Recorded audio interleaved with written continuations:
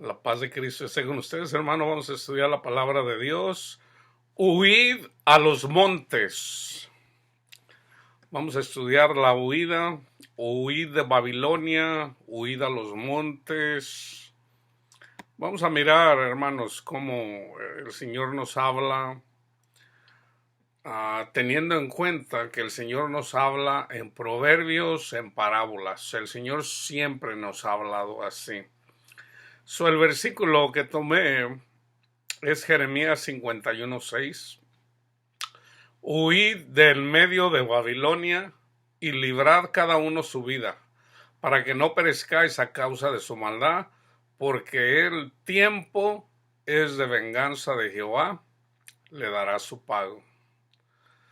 Entonces, vamos a mirar cómo el Señor, en Salmo 78:2, dice el Señor: abriré mi boca en proverbios, hablaré cosas escondidas desde tiempos antiguos. Esta mañana estaba estudiando un poquito la palabra de Dios, meditando, y el Señor me mostró un versículo en relación a la huida, que yo ya lo he compartido, pero es otro versículo, vamos a decir, que lo explica un poquito mejor a como yo lo he explicado. Lo he dicho, pero está bien explicado en su contexto. Ok, acuérdense, el Señor siempre nos habla con proverbios, con parábolas. Todo es alegórico. Al único que le enseñó el Señor así todo bien fue a Cristo.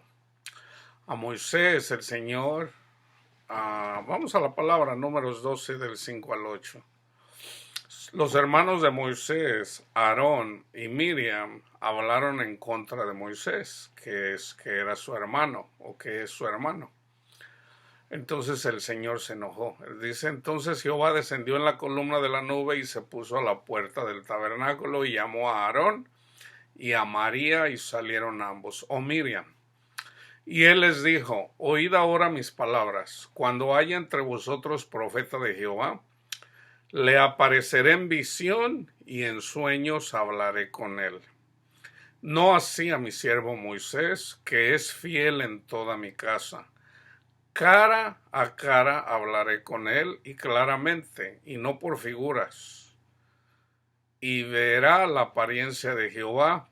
¿Por qué pues no tuvieron temor de hablar contra mis siervos Moisés? Y el Señor se fue enojado. Okay. Ustedes pueden mirar el contexto de lo que dice ahí. Entonces, vamos a estudiar ahorita un poquito en donde menciona en relación a la huida que profetizó Jeremías, Zacarías, Isaías, pero también lo menciona Cristo. Okay, en Mateo 24, fíjense bien, voy a comenzar desde el 15. Por tanto, cuando vean en el lugar santo la abominación desoladora de que habló el profeta Daniel, el que lea, que entienda. Entonces los que estén en Judea, huyan a los montes. Huyan a los montes. ¿Okay? El que esté en la azotea, no descienda para tomar algo de su casa.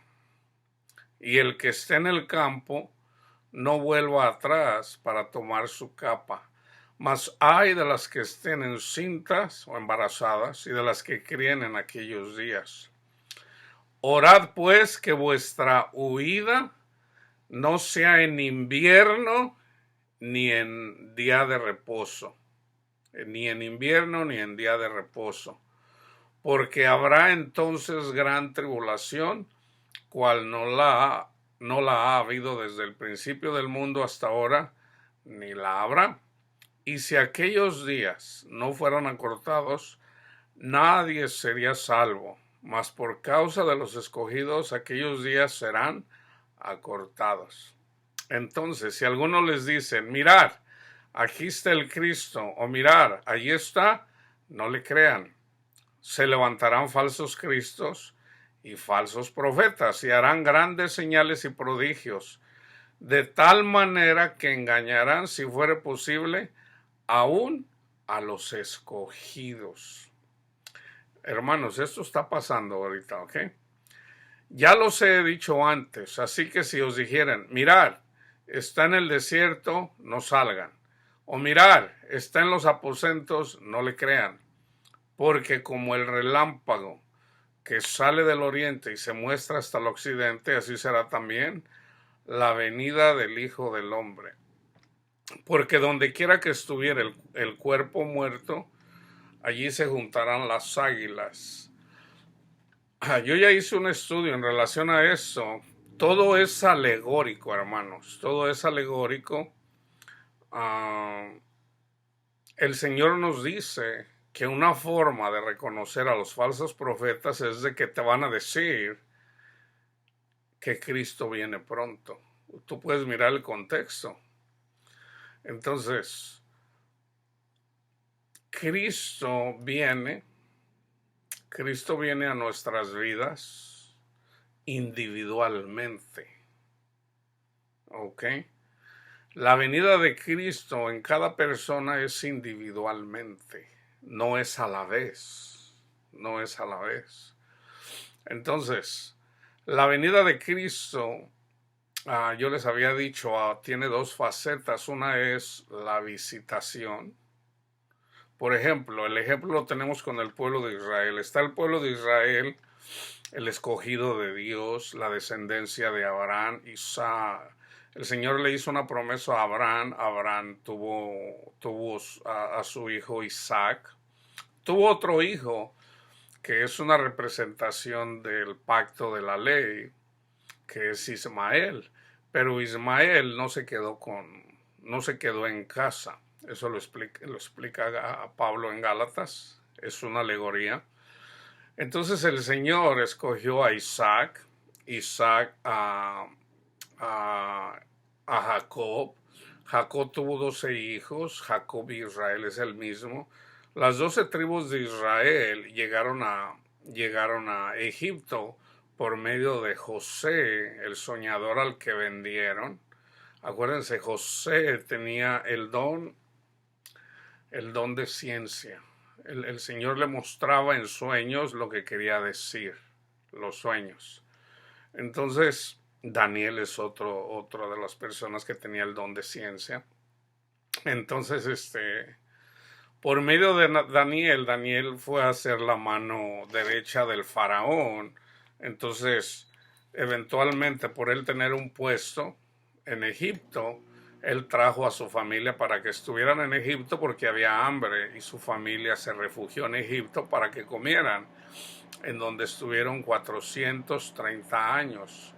Estuvieron 30 años bien, pero después fueron sometidos 400 años. El ángel de Jehová Dios le había dicho a Moisés que iban a estar oprimidos 400 años, pero después de los 400 años el Señor les iba a dar la tierra prometida.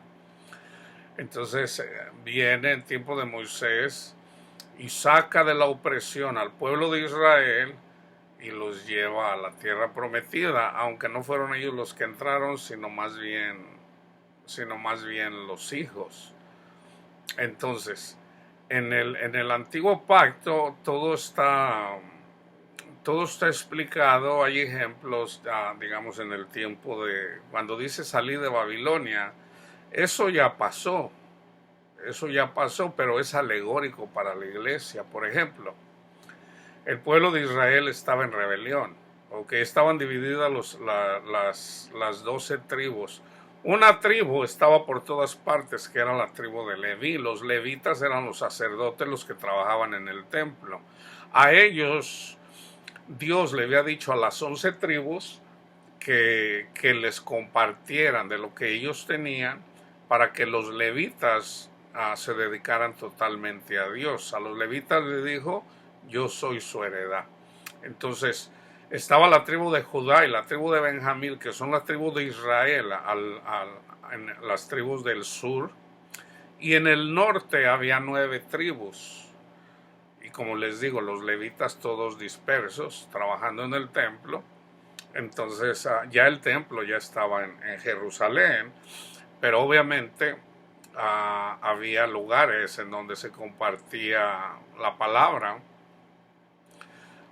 Por ejemplo, en el tiempo de Isaías, obviamente todavía se predicaban los 10 mandamientos.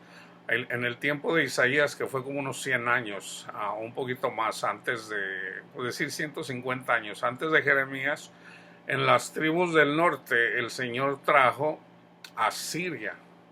Y Asiria dominó, humilló a las tribus del norte. ¿Ok? 150 años después, Babilonia vino, que es en el tiempo de Jeremías, fue humillada. La tribu de Judá, la tribu de Benjamín. ¿Por qué? Porque andaban en la idolatría, porque había aumentado la maldad. Habían puesto su confianza en el mundo y no en Cristo. Ok, entonces el Señor los castigó, porque su confianza siempre debe de estar en nuestro Padre Dios. En nuestro caso, nuestra confianza es en Dios, es en Cristo Jesús. Entonces, precisamente por no haber sido obedientes, el pueblo fue desolado. Sobrino el ejército de Babilonia, que es el que desoló. Esta es la abominación desoladora, es un ejército, lo dice Lucas, ahorita se los voy a leer. Entonces, ahora para la iglesia son demonios, es un ejército de demonios. ¿Y a qué vienen? A engañarnos, para que nosotros tengamos la confianza en el mundo y no en Dios. ¿Ok? So, fíjense, ven, aquí estamos hablando, me voy a enfocar, salir de Babilonia e ir a los montes, quiere decir lo que dijo Santiago: el que se hace amigo del mundo se constituye enemigo de Dios. ¿Qué tenemos que hacer nosotros? Lo que siempre les digo: pongan la confianza en nuestro Padre Dios. ¿Okay? El que pone a Dios su confianza y no en el mundo, en el dinero, en el trabajo, o sea, las cosas que se necesitan para sobrevivir, que dependen de nosotros.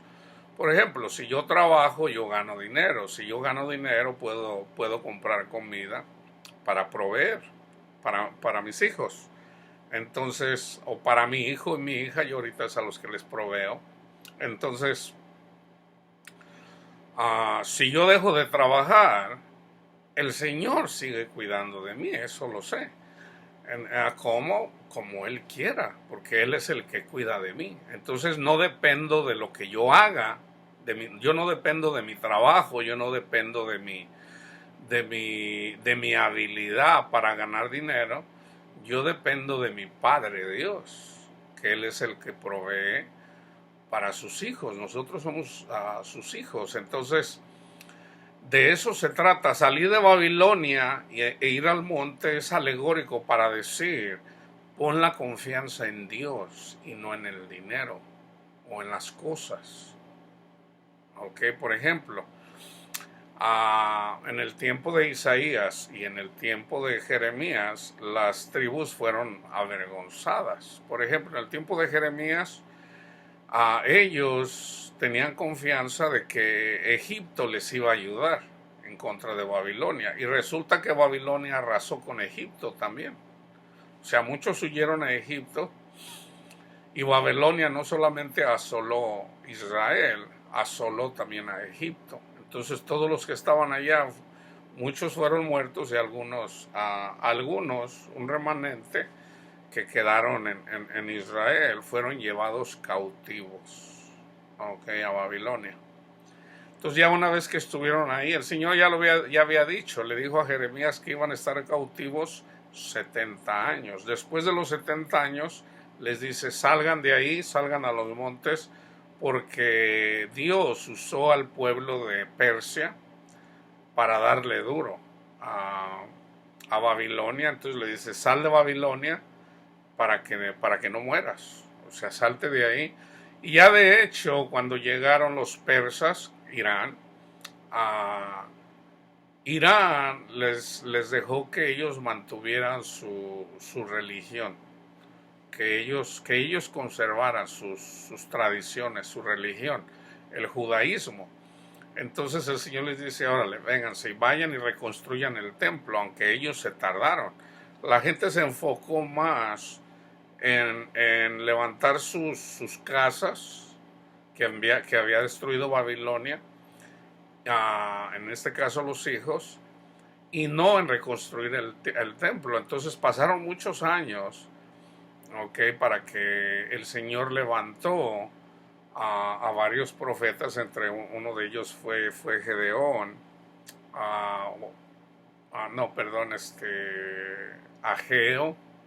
Por medio de Ageo el Señor les dice, ustedes andan trabajando, comiendo, andan enfocados en levantar sus cosas, y no tienen en cuenta que tienen el templo ahí descuidado.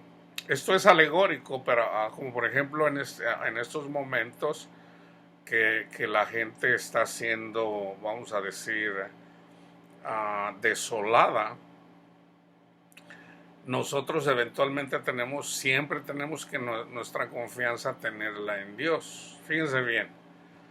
Ya les leí Mateo, el Marcos, vamos a leer el Marcos, porque hay unas cosas que dice Mateo que no dice Marcos, hay otras cosas que dice Marcos, que no dice, que lo dice Lucas. Marcos 13.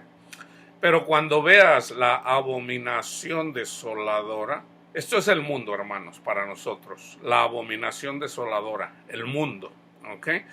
Que habló el profeta Daniel, puesta donde no debe estar, el que lea entienda. Entonces los que estén en Judea, huyan a los montes, ¿ok?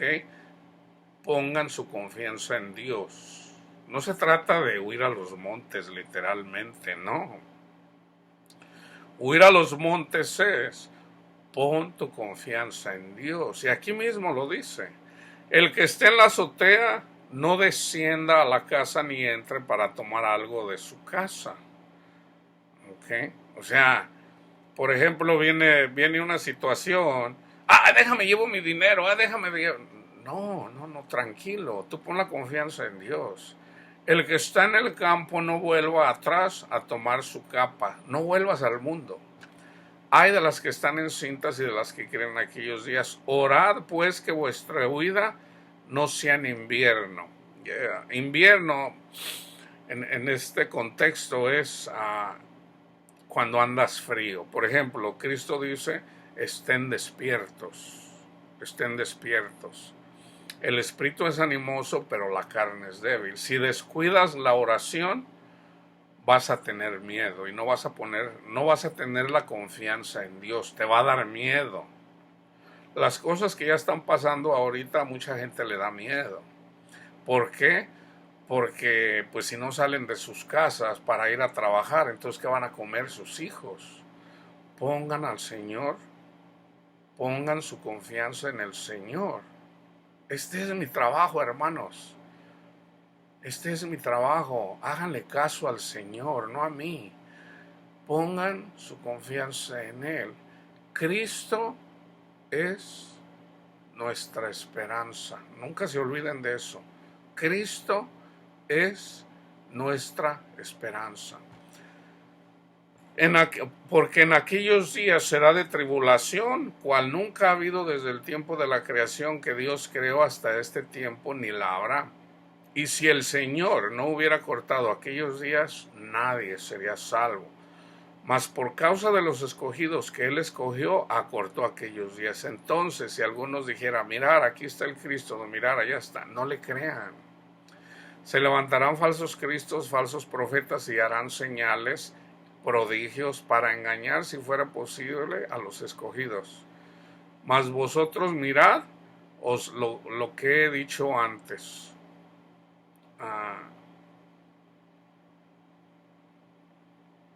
Ok, ahora vamos a Lucas 21. Cuando vean a Jerusalén rodeada de ejércitos. Ahí está, esa es la abominación desoladora. ¿Qué es? Es un desierto. En tiempo de Babilonia era el tiempo, el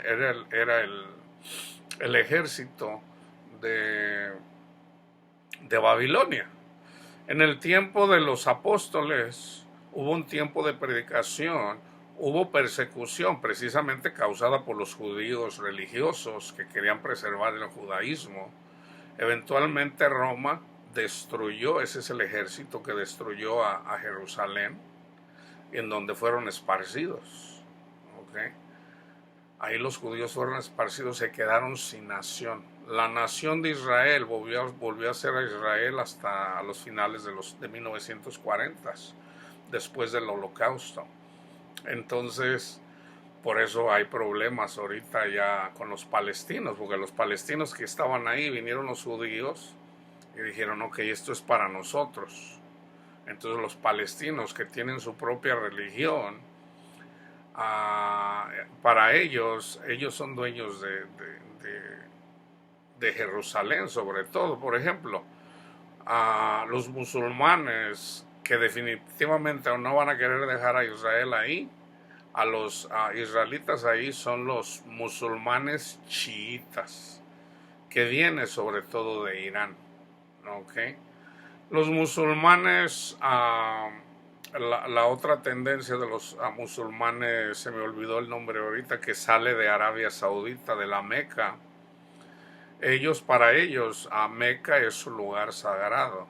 Para los chiitas es en Jerusalén. Ok, entonces es por eso de que Irán siempre va a haber por sacar a todos los judíos de ahí, porque para ellos en su religión Jerusalén es la tierra sagrada para ellos, aunque lo es también para los, vamos a decir, para los católicos, no necesariamente para nosotros los cristianos en general, porque sabemos que eso nada más era el símbolo. Dios les dio la tierra a los israelitas, de hecho desde el mar hasta Irak, hasta el río Éufrates. Esa tierra se la dio Dios a los judíos y ellos lo saben. Entonces, pero ya nosotros como cristianos sabemos que solamente es una alegoría. ¿Okay?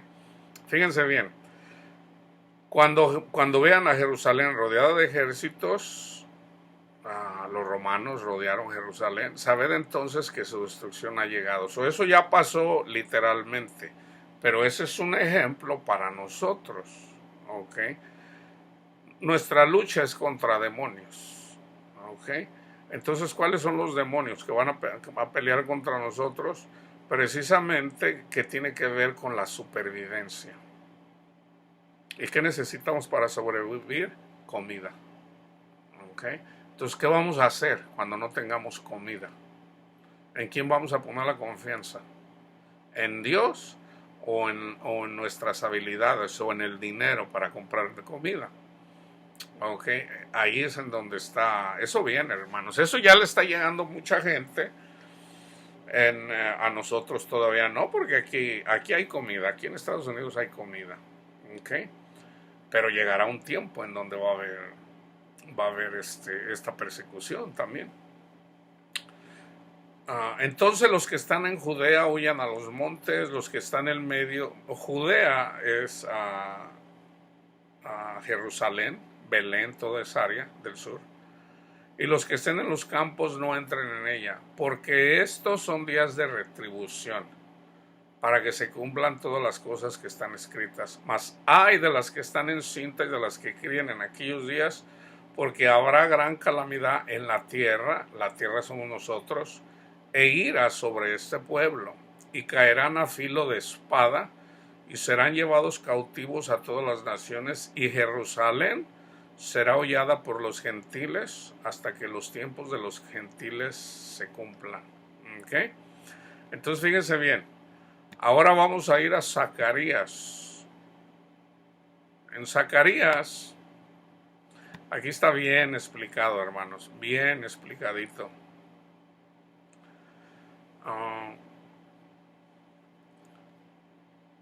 del 2, en el capítulo 2 del 1 al 10. Fíjense bien. Está el versículo que yo nada más les iba a poner, pero les quise poner el contexto. Que el 7 dice, oh Sión, es Jerusalén, la que moras con la hija de Babilonia, escápate, escápate. ¿Ok? Ahora vamos a ver el contexto. Aquí está la respuesta. ¿Cómo nos escapamos, Señor? Vamos a decir, las personas que viven en los montes, ¿a dónde van a huir si ya están en los montes? ¿Ok? No, cuando viene el castigo de Dios, dice, aunque te escondas en los montes, allá te va a alcanzar. Hasta allá te voy a alcanzar. No hay un lugar donde te puedas esconder. Si tú tienes la confianza en este mundo y no en mí, te va a alcanzar. ¿Ok? Fíjate bien. Alcé después mis ojos. Esta es una revelación que le hizo el Señor a Zacarías. Dice, alcé después mis ojos y miré y aquí un varón que tenía en su mano un cordel de medir. Este cordel de medir está en Efesios. Pablo lo dice. Ahorita se los doy. Y le dije, ¿a dónde vas? Y él me respondió, a medir a Jerusalén, para ver cuánta es su anchura y cuánta su longitud. Este conocimiento que Dios le dio a este ángel que fue a medir, Pablo lo explica en Efesios. Ahorita se los doy. Bueno, se los doy de una vez. Efesios 3, 14 al 19. Por esta causa, dice Pablo, doblo mis rodillas ante el Padre de nuestro Señor Jesucristo, de quien toma nombre toda familia en los cielos y en la tierra, para que os dé conforme a las riquezas de su gloria. Esas son las riquezas que debemos de buscar.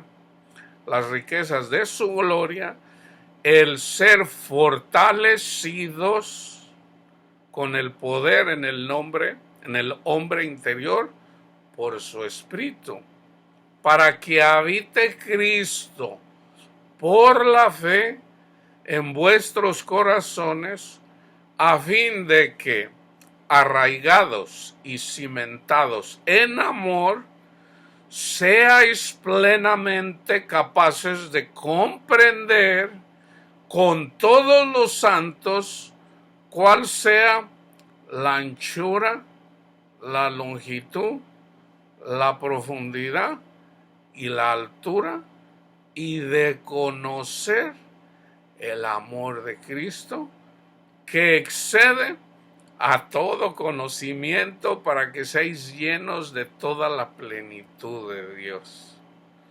O sea, lo que dice en Zacarías, Pablo lo explica. ¿Ok? Pablo lo explica. ¿Por qué? Porque el Señor le dio sobre todo a Pablo que conocía las Escrituras, a él todo lo que estaba en el Antiguo Testamento, Pablo lo entendió a la perfección. Entonces él saca del Antiguo Testamento y lo transforma, o sea, era el símbolo, la sombra, la figura o la imagen, en este caso la ley, en este caso Cristo siendo la figura, la imagen misma de Dios. Pablo todo esto lo explica. ¿Pero por qué no se entiende? Bueno, hermanos, porque solamente el Señor, hay un grupo de personas que el Señor les da el conocimiento, no es para todos.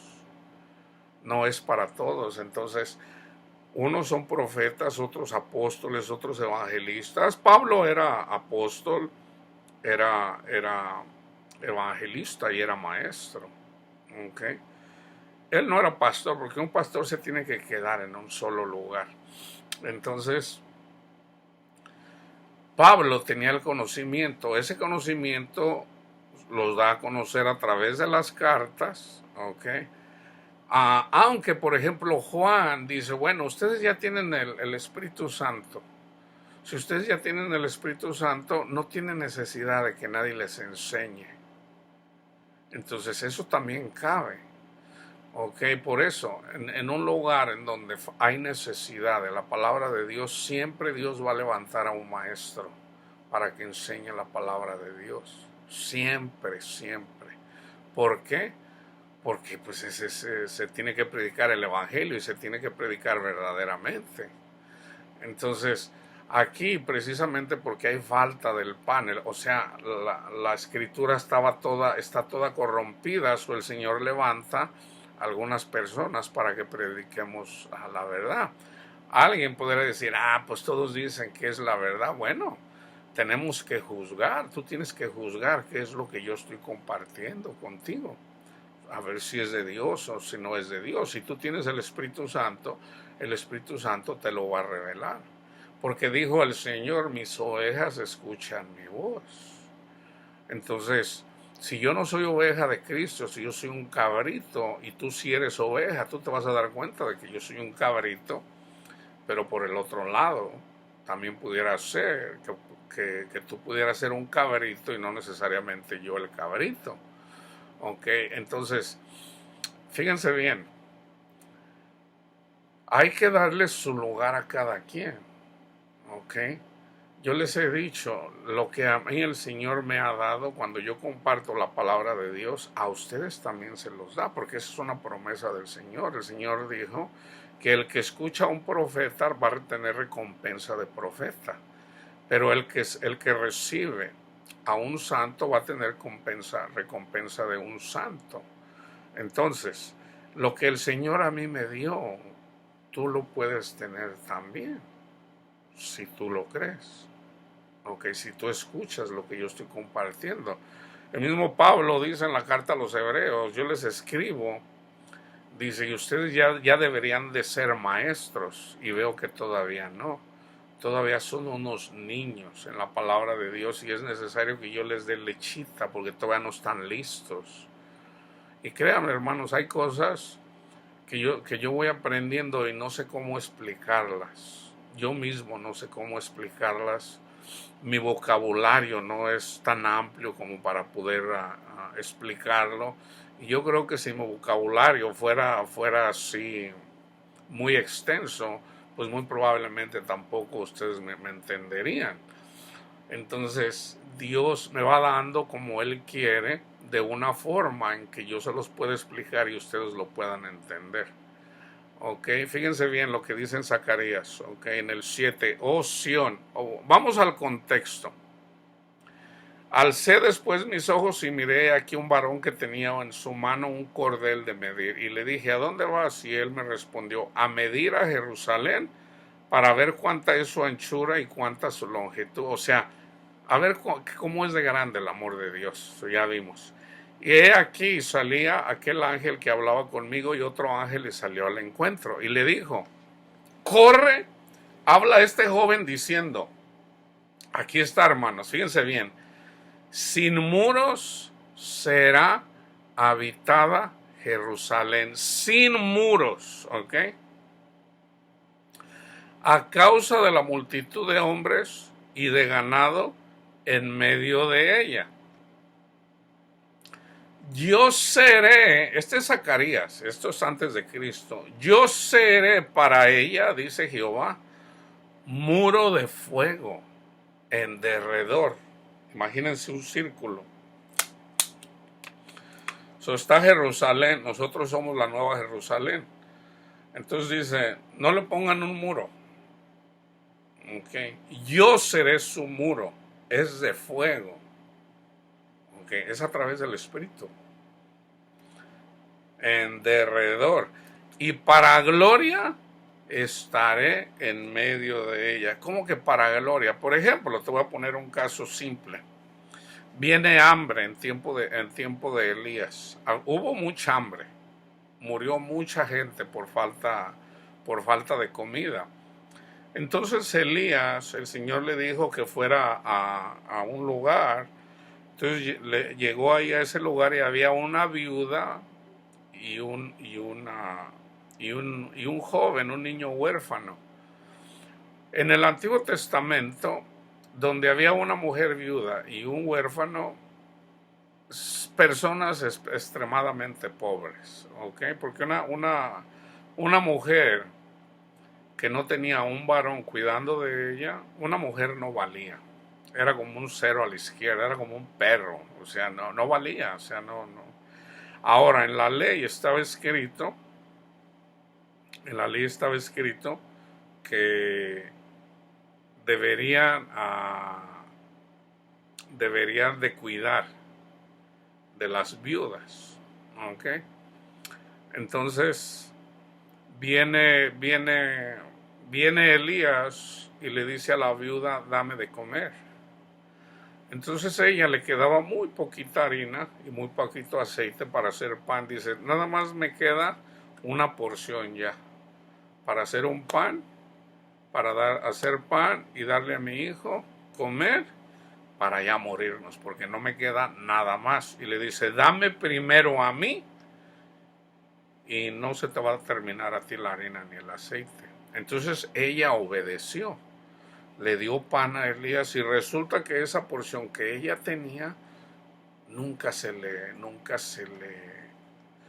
o sea, hagan de cuenta que ella iba, por decir, a la cocina, por decir, en donde tiene la harina, viene, agarra la harina, le hace su pan a él. Entonces viene y sigue viendo la misma harina y el mismo aceite. Entonces hizo pan para ella y para su hijo por muchos días, hasta que pasó el hambre. Nunca se le terminó. Entonces, hermanos, eso es literal. Eso es literal. El Señor puede, o sea, sin huir a los montes, estando en nuestra casa, el Señor puede cuidar de nosotros aquí mismo.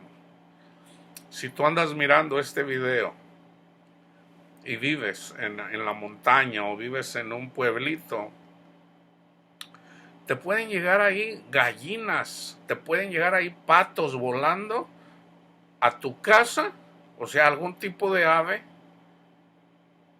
para que te las comas, son para ti. ¿Ok? Esto viene de Dios, teniendo en cuenta, esa es la gloria de Dios, manifestándose como el Señor tiene cuidado de sus hijos. ¿Ok? El propósito de Dios mandarte comida no es simplemente para que tengas comida, sino para que la gloria de Dios, ¿qué es la gloria de Dios? Para que tú, cuando te contentes y veas cómo Dios cuida de ti y de tu familia, y al ver eso, Dios, que tú estás llena o lleno, porque sabes que Dios tiene cuidado de ti, esa es la gloria de Dios. O sea, Él se alegra cuando tú, al poner la confianza en Él, no te va a faltar nada de lo que necesitas para vivir. ¿Ok? Nada te va a faltar. Pero tienes que poner a Dios como tienes que poner la confianza en Él. Es por eso que tienes que mantener el fuego a través de la oración todos los días, día y noche. Gracias, Padre mío, usted que es bueno, usted que es misericordioso, usted que cuida de nosotros, Señor. Gracias, Padre Santo. Y tú no vas a tener temores. Pase lo que pase, tú no vas a tener, que viene el coronavirus, pase lo que pase, tú no vas a tener temores. Ve y lee el Salmo 91. Le puede llegar a 1000 y a 10,000, pero a ti no te tocará. ¿Por qué? Porque Dios tiene un propósito. Todos nos vamos a morir eventualmente. En todo caso es para que Dios te use, para que proclames su amor. No nada más para que tú veas cómo el Señor se manifiesta en ti, en tu familia, sino para que eventualmente des testimonios de que es una realidad, de que Dios cuida de nosotros. Así como Dios ha cuidado de mí y de mi familia. Dios cuida de nosotros, hermanos. Yo seré para ella, dice Jehová, muro de fuego y de alrededor, y para gloria estaré en medio de ella. De ella. Esta es la profecía. Huid de la tierra del norte, dice Jehová, pues por los 4 vientos de los cielos los esparcí, dice Jehová. Oh Sión, la que moras con la hija de Babilonia, escápate, o sea, salte del mundo. Deja el mundo, hijo, sígueme a mí. Oh Sión, la que moras con la hija de Babilonia, escápate, porque así ha dicho Jehová de los ejércitos, tras la gloria me enviará él a las naciones que os despojaron, porque el que os toca, el que los toca, toca a la niña de su ojo. Nunca se te olvide esto, hermano. Vienen los demonios, nos ponen miedos, nos ponen ansiedad, nos ponen, o sea, a un punto en donde hay gente que se suicida, hermanos. Entonces, pero cuando tú pones la confianza en el Señor, ¿quiénes vinieron contra ti? Los demonios. Ay, pobre de estos demonios que vinieron y anduvieron afligiendo a su esposa, a su amada. Dice, porque así dicho Jehová de los ejércitos, tras la gloria me enviará él a las naciones que os despojaron, porque el que los toca, toca a la niña de su ojo. Porque he aquí yo alzo mi mano sobre ellos, y serán despojos a sus siervos, y sabréis que Jehová de los ejércitos me envió. Canta y alégrate, hija de Sión, porque he aquí vengo y moraré en medio de ti, ha dicho Jehová. ¿Qué hizo Cristo Jesús? Vino y moró en medio de ellos. ¿Qué hace Jesús con la iglesia? Nosotros fuimos atribulados, nos vino la tribulación, el Señor nos rescató. Entonces, una vez que el Señor nos rescata, el Señor, y ahora ponemos la confianza en nuestro Señor, el Señor dice a los demonios, ay de aquellos ustedes que se metieron con uno de mis hijos más pequeños. Les va mal, hermanos. Ahora, déjenme decirles algo.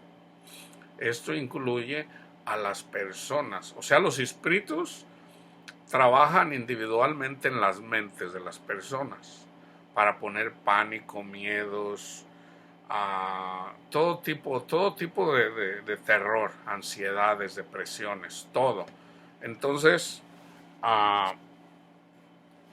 pero también los demonios ponen pensamientos en personas a nuestro alrededor que también nos persiguen, siempre están criticándonos, hablando mal de nosotros. Eso incluye a las personas también.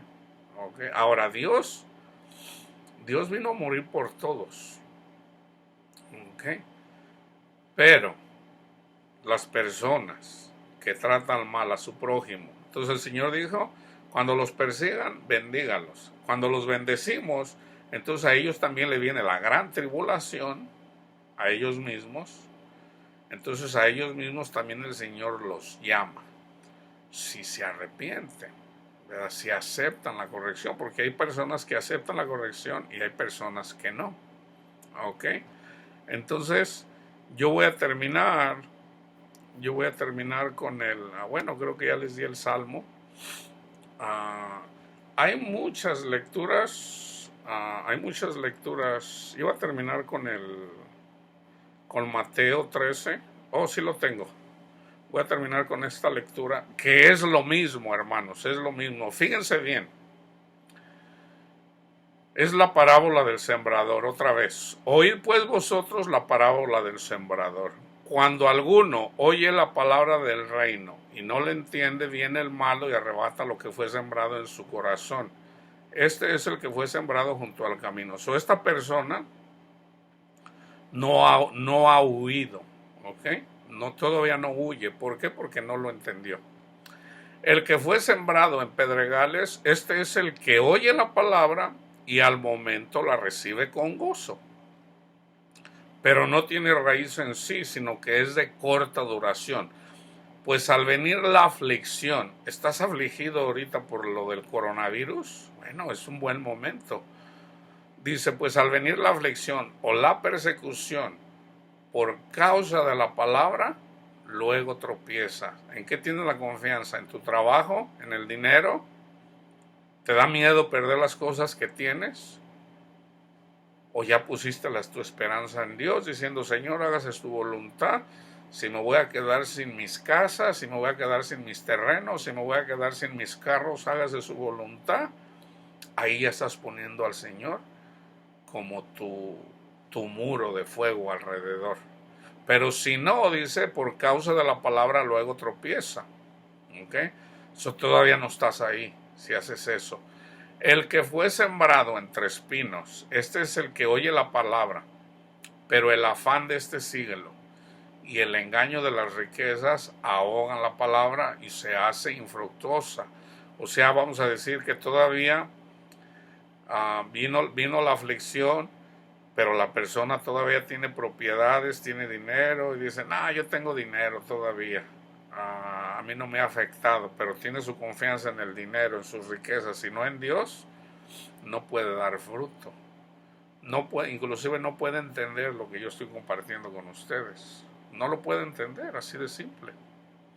Mas el que fue sembrado en buena tierra, sabiendo que nosotros somos la tierra, este es el que oye y entiende la palabra y da fruto. ¿Cuál es el fruto? Te puedes gozar en las aflicciones, tienes paz en la tribulación, puedes amar y bendecir cuando una persona te calumnia. Entonces, esas son las verdaderas bendiciones de Dios. El Señor cuida de ti, aun cuando no haya pan. El Señor te sostiene. Dice, y da fruto y produce a 100, a 60 y a 30 por uno. No todos producimos lo mismo. ¿Verdad? No todos producimos lo mismo. Yo quisiera decir que yo produzco a un 100. El Señor lo sabe. El Señor lo sabe. Pero yo le pido a mi Padre Dios, Señor, hágase su voluntad. Ayúdeme. Él es el que hace todo, hermanos. Entendiendo esto. No somos nosotros. No es, yo sí puse la confianza en el Señor. No. Esto es así, fíjense bien. Señor, yo soy bien sacatón. A mí me da miedo esto. O sea, confiésalo. Señor, yo soy cobarde. Yo en realidad sí tengo la confianza en el dinero. Perdóneme, Padre. Yo no quiero que sea así. Yo quiero que sea, esta es mi voluntad. Yo anhelo que usted sea mi tesoro y no las cosas de este mundo. Sé honesto, sé honesta. Y ya deja que Dios sobre. Pero si en tu corazón lo sabes y no lo quieres decir, no estás confesando tu pecado. Porque estás prefiriendo, o sea, imagínate, tú tienes tienes una esposa y se va al mundo, o un esposo que anda en el mundo.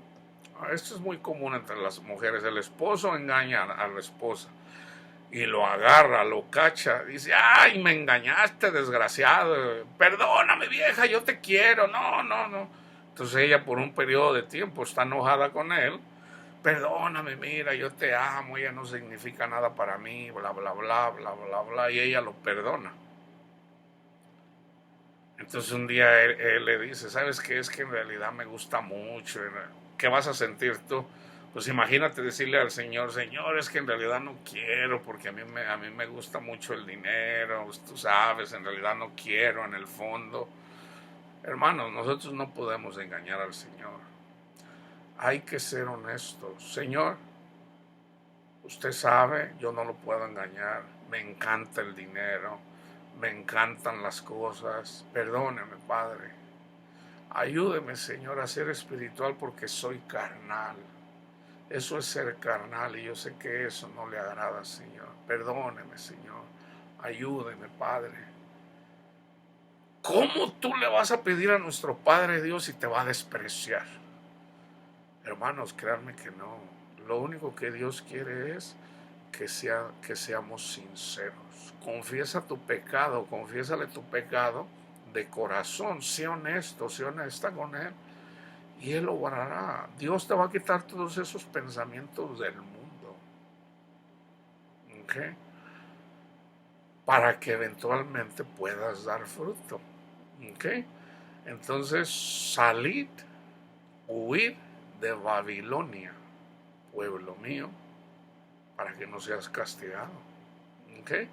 La paz de Cristo esté con todos ustedes.